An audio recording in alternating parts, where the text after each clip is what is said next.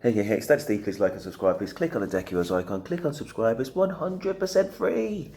Blood in, blood out. And don't forget to click on the notifications just so you don't miss any amazing content. I've got a degree in psychology, a great degree in psychology, and also a master's in economics. But this, I also live in London. I've got a lot of worldly experience in my 40s. So I'm a man of some years in experience.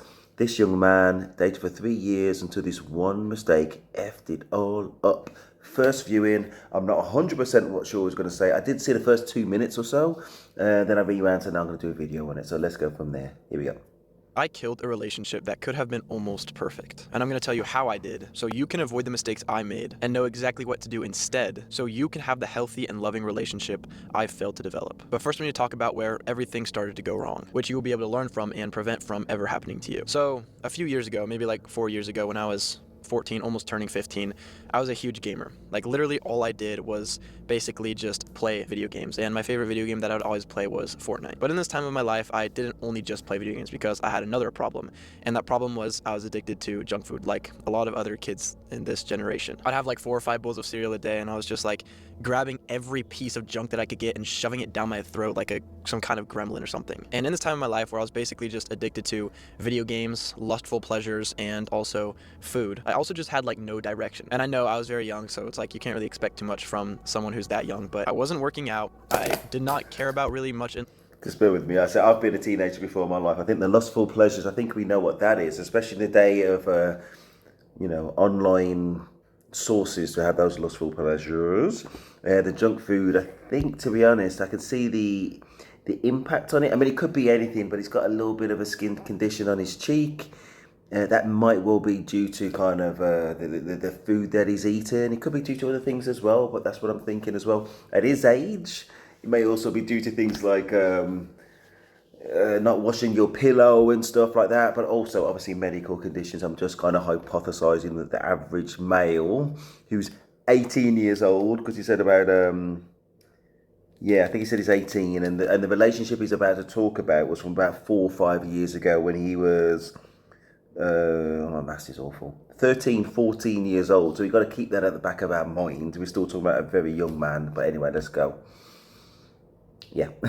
Life, I was just kind of like going through the motions, playing video games and trying to get as much pleasure as I could find. But in this time of my life, I met a girl, and I actually met her by having this one friend who had a friend who knew this person. And eventually, I don't know if you know what a Fortnite party is. I don't know if you've ever played Fortnite before, but basically a Fortnite party is where a bunch of different people who are playing the game at the same time can join each other. So you all just like create a party together. And I remember she came into the party. And at first I didn't really like give her a second thought. I was just kind of playing with the people in the party, but I ended up adding her. And I remember that after I left the party and just got off, a few days later or a few weeks later or something like that, I got online and I was just bored. So I did not really know who to play with. I was looking through all of my friends like that I've added on Fortnite, trying to find who I could play with, and I saw her name. And at first, like, again, I didn't really know who this person was, but I was just like, whatever, I'll just join them and see what's up because I was just bored out of my mind. So I joined their party, and there's some other people there, and we start going to this game mode, and we all just play and have a good time. Like, it was just really fun playing Fortnite with that group of people. But after that moment, she ended up getting my number, and we started texting. And literally within a few days, I just fell in love. Like, it was something about our personalities just connected so well. It's hard to explain, but you just know when you meet someone and it genuinely feels like a magnet and it just like connects.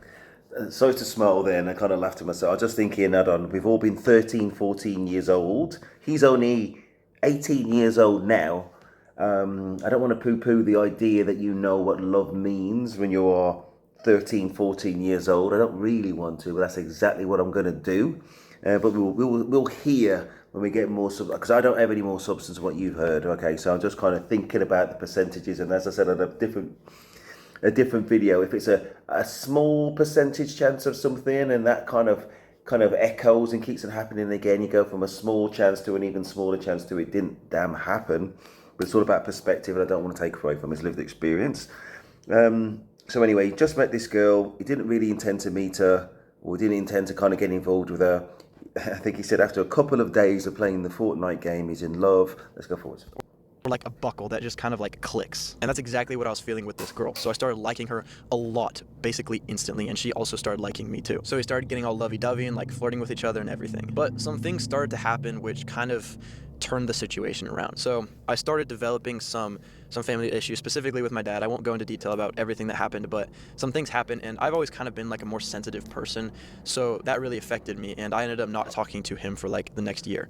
But also at this time in my life when that whole situation happened, I was also struggling with just different mental problems, and I just kind of felt neglected by my dad, and I ended up going to this girl that I fell in love with to talk about some of my problems with her so that hopefully I could solve them, or hopefully I could get some sort of comfort. But it didn't go that way, because when I opened up to her about all the problems, I had a conversation with her about it after the whole situation happened, but apparently I accidentally said something that hurt her a little bit, and she was just young, she didn't really know what to do, so she ended up talking to her mom about that whole situation, and her mom just thought I was like guilt tripping her or something like that. So her mom just said it would be best if she just stopped talking to me. So like literally I wrote out this entire paragraph trying to find some comfort, and she basically just says, I think we should stop talking. And you can imagine, like, as a young boy, like 14 years old, your dad has been neglecting you, you're extra sensitive to everything, and in order to Just so I can keep track, okay, so we had a conversation with this 13, 14-year-old girl, which is going to be similar to him as a 13, 14-year-old boy. There was something about his dad, which he hasn't been willing to kind of give more detail about, but it ended up with him not talking to his dad for a year. So he confided in this girl who was also a very young girl, but the mother, on hearing what he said to that girl, thought that he was guilt tripping her. So in order for his 13 to 14-year-old girlfriend, I assume anyway, she's the same age as him, in order for that girl's mother, on hearing that story, her conclusion was that they should have nothing to do with her, that they should have nothing to do with each other because they're being guilt tripped. Let's go from there. find some comfort, and in order to solve these problems, you open up to somebody about like mental issues and family issues and everything, and they just say that we should stop talking. Like as a young boy, that really affects your self-image. So that really hurt me. And even to this day, I still struggle with some trust issues, not just because of that one situation. It was because of a lot of other situations and things that have happened, but it played a huge part. And after she left, I had a month of just like pure heartbreak, loneliness, and it genuinely felt like some kind of insanity started taking me over. That was when I really started self-harming. Like I remember, this is gonna get a little like sensitive maybe, I don't know if it's gonna trigger anybody, but I started grabbing fingernail clippers and I started clipping up my arm, and there's still like a big scar on it to this day. And I grabbed her scrunchie that she gave me. She gave me a white scrunchie when like we were together, and I remember just like covering that entire thing like just in my blood. So it just looked like almost like just a red scrunchie at the end of like my cutting and everything. And that was just the start of a lot more cutting. Listen, obviously I had no idea where this conversation was going to go, and I had to put some kind of thing into the title. And obviously I empathise with him and his mental health issues. His most definitely is. He's got like the nail clippers, and he was using it on his arm and causing. I mean, obviously we've all seen nail cutters, so yeah, it's gonna produce some scarring, and obviously there will be a degree of blood loss as well. Yeah, and maybe that's the mental health issue that he was talking about. It's definitely a mental health issue, but I don't know if that's the exclusive mental health issue or if there were others. But if he was hinting along those lines to his 13, 14-year-old girlfriend at the time, he was the same age, possibly. So again, we don't know her age. Then yes, it would be likely that's a heavy burden for anybody to carry, including him. And maybe it's an unfair burden on somebody else of that age. And whilst he shouldn't carry that burden alone, the people who should be carrying it is his mum and dad, but more so like a professional mental health expert, just so we can have the tools in order to deal with it. Anyway, let's go. And go back a little bit, then go from there. I remember just like covering that entire thing like just in my blood. So it just looked like almost like just a red scrunchie at the end of like my cutting and everything. And that was just the start of a lot more cutting to come. But I just didn't know what to do because it felt like everybody was just leaving, and I didn't really like have a whole lot of people who were there for me or who even cared about me. But a huge reason why her leaving me affected me so much was because I was just not doing anything with my life. And since I had nothing in my life, I just naturally made her my life. So when she left, it felt like my entire world just collapsed. But after that time in my life, I started doing something that not only made me a better person when it comes to my dating life, but it also just genuinely changed my life. And I think every man should do what I did if they want an actually good relationship with a girl. And now, before we move forward, you said he had nothing else going on in his life, so he made everything about her. You know what I mean? And I think that's a massive burden as well. I keep thinking about what led the mother of the young girl that he was dating in order to say, no, too much. that is a lot of, if you put the whole responsibility for your happiness on somebody else, that's a big burden to carry. Now, a lot of ladies, they do that to the men. We're somehow responsible for them. And we can build up that kind of resistance to it. And I guess there's that social etiquette that, we're the protectors and providers. And, we may well fall into that from time to time, depending on the girl and depending on the issues, depending on the maturity. But she's not going to be used to doing it. And if she's so she's going to be 13, 14 years old. So the likelihood that she's in a more kind of emotional kind of mentality, more so than objective, mature rationality, is higher than average. Yeah, she wouldn't be able to bear that. So it's a big weight. And as I said, the people who should be bearing it are the ones I mentioned a little bit earlier. To better life in general. So after this girl left and I was left heartbroken, I just got so angry. Like, I was so angry at my dad, I was so angry at this girl, and I was just so angry with myself. So what I started doing with that anger was I started wanting to become a fighter. And I didn't really know like what the UFC or MMA or boxing, or like I didn't really know too much about that stuff. So what I started doing was literally just punching my door. Like, I have a door in my bedroom and I started punching it until my knuckles were like bloody, and I think there's still like some blood stains on the door to this day. And after I discovered this like almost anger inside of me. No. We just can't let that one go. Imagine if this was your brother or your son. You know what I mean? If you're in your 20s, imagine you're in your 30s, 40s, whatever. You're flashing, you're going back, you're looking back in your life. And your child, who's 13, 14 years old, is punching the door anyway. Punching the door. And you know that they are self-abusing as well. But now they're punching the door, and to the stage where all the hands are bloody. You know what I mean? Not only that, there's a lot of bones here. So if you're punching a blunt object, there's likely to be a lot of long-term damage you're going to do, just FYI. But in any case, that is not something that you just brush over. And again, it does indicate and highlight a need for mental health support, without any doubt. And that, again, is going to be too much for a 13, 14-year-old girl who's just a girlfriend, a relative stranger, to kind of bear. So that's a key front of mind. This desire to fight, this girl came back into my life. She realized that she made a mistake and she wanted to talk to me again. So we started talking. I was a little bit bitter and closed off in the beginning, but like, I kid you not, within like 5 minutes, we were talking about Christmas and like our families and everything. Like, again, it's that magnet effect, and that magnet effect is like, it's so hard to break. It's like, no matter what you do, if you go back to each other, you will feel that exact same magnet type feeling. And there's just not much you can do about it. Like, our personalities just kind of intertwine so well. So I fell more in love with her again. Except for this time, I was not such of a loser as I used to be. I would still play Fortnite from time to time, but eventually, after I was punching my door for long enough, my mom decided that she was going to put me in a Krav Maga class. And basically, Krav Maga is like street type self-defense. And after I started doing Krav Maga, I was feeling like so much better. Like, I was genuinely feeling almost on top of the world. I remember I was like tearing my knuckles up on the bags. Like, blood would be all over the bags and everything, and I'd have these like big gashes of blood on my knuckles, and I would feel so good. Like, something about that just made me feel so alive. And don't get me wrong, like, I still... That's exactly what I'm thinking. I mean, this is a complicated case, and listen, we're only just taking person's point of view instead of having any kind of deep dive in terms of asking more kind of rounded questions.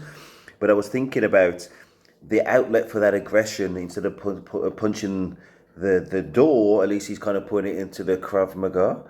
And then he mentioned about punching the bag, I think he said. And now that's kind of another vehicle for the aggression. But also, I think he seems to have some kind of association with blood being some kind of toxic remedy for something, in a dysfunctional way, because it doesn't take blood. It's just kind of a mental process, obviously, and building the tools in order to arm yourself to overcome obstacles in life. And that definitely comes from, obviously, either your family who are not necessarily mental health trained, and also from people who are actually mental health trained in order to guide you through that kind of process or give you the best chance. A lot of mental issues. I was not this perfect angel or this perfect human being. I still had a lot of mental issues, but because I joined Krav Maga, things started getting better. And eventually I learned about MMA. So I joined an MMA gym and I started training even harder there and felt even more alive. And there's so many other benefits that I was reaping from fighting. Like, I was becoming more confident. I was becoming more confident in my ability to protect myself and protect others. I was more purpose driven, and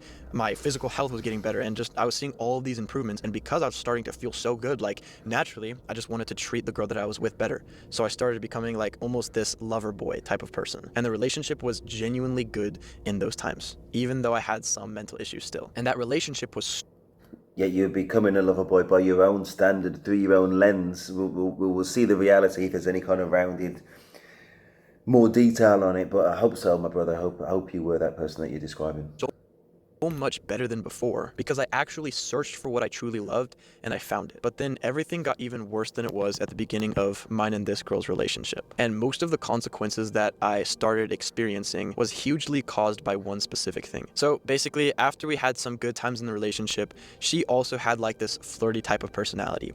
So she would talk to other guys, and I don't know, she said she never did, but I don't know if she was like flirting with them or what, but it just kind of seemed like she was. And obviously that stung me. So I started getting jealous. And jealousy for men is not just like, oh, you get a little jealous, that sucks. No. Jealousy for men is like, I feel like it's one of the worst feelings that we can feel, because like we feel it so deep down in our like soul that it just aches our hearts and minds. And it was like constantly, she just kept on doing things that just like made me feel so jealous, and that ended up destroying trust. Like I started to develop more trust issues with this person and just with other people in general, because of just other people backstabbing and other people just doing stupid stuff. And also this girl just doing things that weren't the smartest things to do. And in this time of my life, like training helped me get through like a lot of that stuff. Like I was not dealing With her doing stuff which weren't the smartest thing to do, and she's trying to talk to other boys at the same time. I don't know. I don't know if it's a sensible thing for me to suggest. Are they in a relationship? They're only kind of 13, 14. But even at that age, I guess if you haven't even put a label on it, are you boyfriend and girlfriend? Which he hasn't mentioned. He mentions that he loves her, but I don't know if they're actually in a relationship or whatever that was. Again, whatever that would be at that age. But anyway, let's go forward.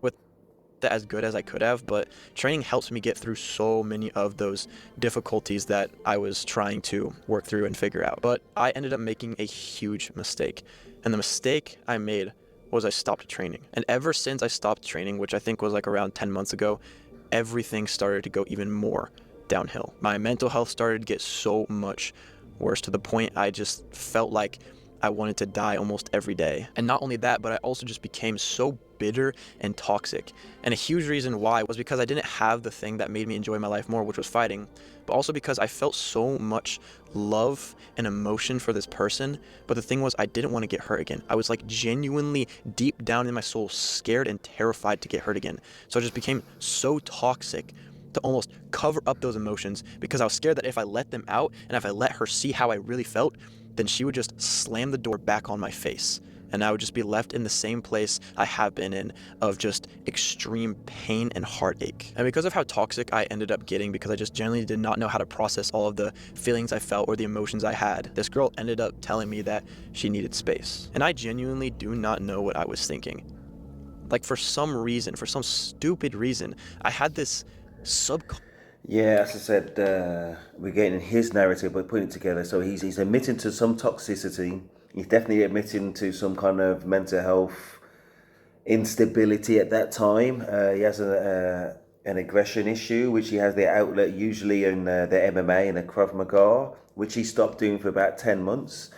Those are the known information. So it could be an element of many things. And in any kind of relationship, it may just be a lack of attention to detail on a billion things. You know what I mean? So anyway, let's go. Let's see what more. Yeah, good.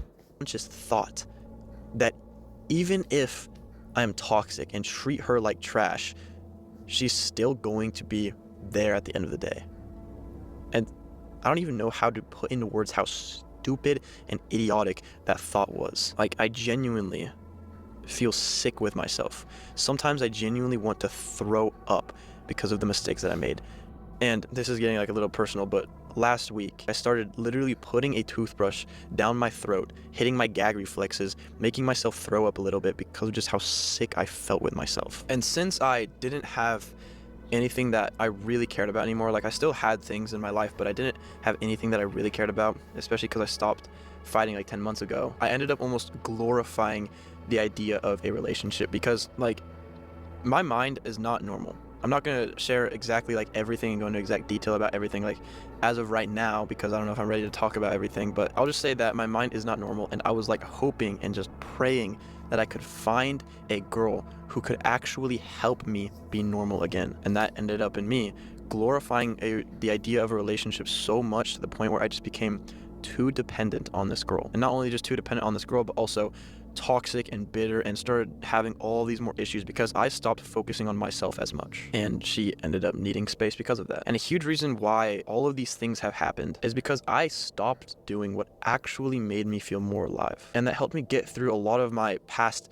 difficulties that I've had to experience, which was fighting. And ever since I stopped it, I've lost almost all of the benefits it gave me. And I just became this more mentally sick, bitter, toxic person. But now things have finally started to get better, and there's a reason why. So Yeah, as I said, he's found his own conclusion that it's to do with the lack of physical exercise and that aggression outlet, which is the MMA and things like that. And he's on that mental health journey, and that's just one of the many avenues in which he can find some kind of solace and have some balance and control. That's for sure. Going back to what he was saying about his relationship with that young girl and thinking that she's never going to leave.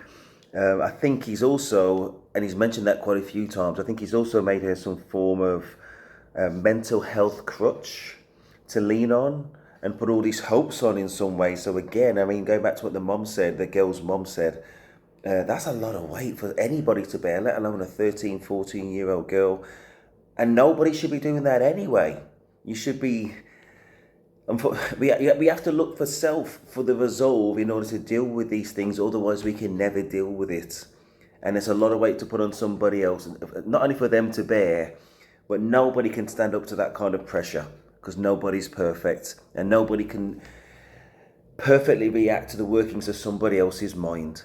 You know what I mean? So she was going to be doomed to fail. And I just hope that this young man here finds the necessary and the correct outlets in order to build those tools of building that mental resilience. And that's definitely going to be some mental health support.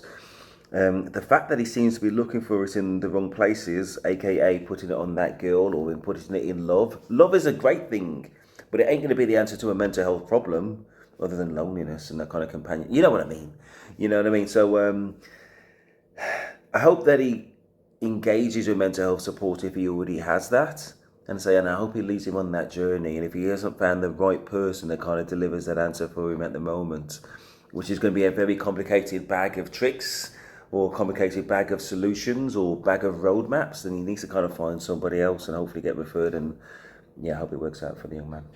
I mentioned this in the last video that I posted, but basically about a week ago, I moved into my car. So right now I'm just living in my car and sleeping in my car most nights. But since I've had so much more time by myself and just time to think and reflect, I've realized that a relationship was not the thing that I really needed. I thought it was, but Just a second. I mean, that's another red flag.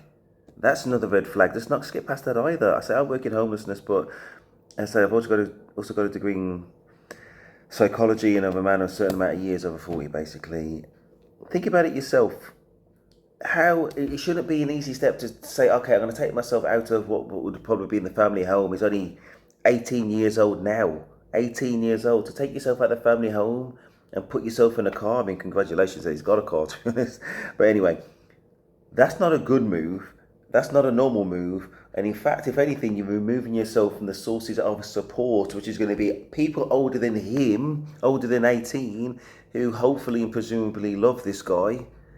You know what I mean? To usher him to the place that he needs to be. But if he's rejecting that help and he only wants to get it from some 13, 14-year-old girl, then that's going to lead to a path of disappointment, and it's not going to lead to the path of reaching the actual goal and all the kind of foundational things that I mentioned before. Anyway, let's go. realized that a relationship was not what I needed most in my life. But what I actually needed was things that I truly cared about, outside of just relationships. So, almost a week ago now, I started training MMA again, back at my old gym. And already, I'm starting to feel so much better. There's still just so many problems and things that I have to work through physically and mentally in terms of like my financial situation and everything, but also my mental situation and working through a lot of mental problems that I still have. But I am starting to feel and get better. And I remember like on the first day, it was either the first or the second day I was back at my old gym, I remember just parking my car after I was done training, and I genuinely thought to myself, and I was like, you know, I feel so much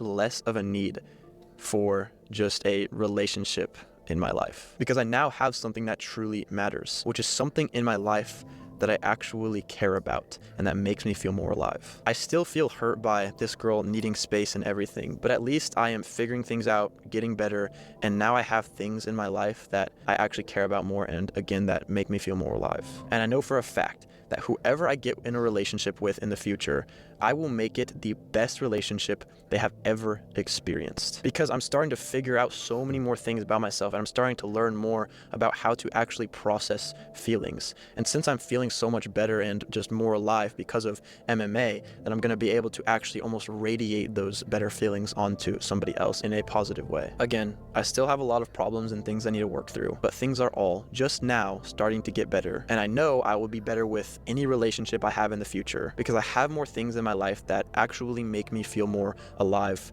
and I'm not going to let go of those things. By the way, me going back to the MMA classes is a reason why my face is like looking a little bit more scratched today. But the main takeaway that I want you to walk away from this video with, and that is personally changing my life, is to search for what you truly love and for what makes you genuinely feel more alive. And once you find that thing, never let go. Then when you do get into a relationship with somebody, you will be so much more prepared to treat them right. And if things don't work out with that person, you're going to be so much less hurt by that person leaving you because, again, at the end of the day, you have what you truly care about and what makes you genuinely feel more alive. But there's still another lesson I wish I knew sooner when it comes to dating. So click and watch this right now to learn that lesson, and remember to be one of the few who chooses to fight their demons. I'll see you in the next video. Okay, to the person I hurt, I'm sorry for the pain I caused you. And I hope you will be able to forgive me. And I think that's probably the message to that 13, 14-year-old girl. I've got my Uber Eats downstairs. So anyway, you touched on mental health. Obviously, to an extent, I never knew I was going to get to. And so I'm not going to try and pretend that I could solve every problem in the world, especially for somebody I've never even talked to. I'm only getting their account with no questions. He touched on family relationships, especially with his dad. We don't know the depth of that complexity. We just didn't go into it. He's got that aggression issue, or that need to have an outlet for this excess energy or this kind of angst or whatever it is. But there's definitely a need for love, and he's only an 18-year-old young man with his life ahead of him. And I hope he fixes those kind of, or finds the tools, and I say the resolve issues, the tools to deal with those kind of day-to-day things, so he can move on and find that love and be a great husband and have a great wife and have a great union. He's more than ready. He's got so much love to give, and I hope he doesn't kind of like love bomb anybody, but he'll get that little balance. Anyway, all is good. Please like, subscribe. I'm going to eat now. That is Steve, and I'm out.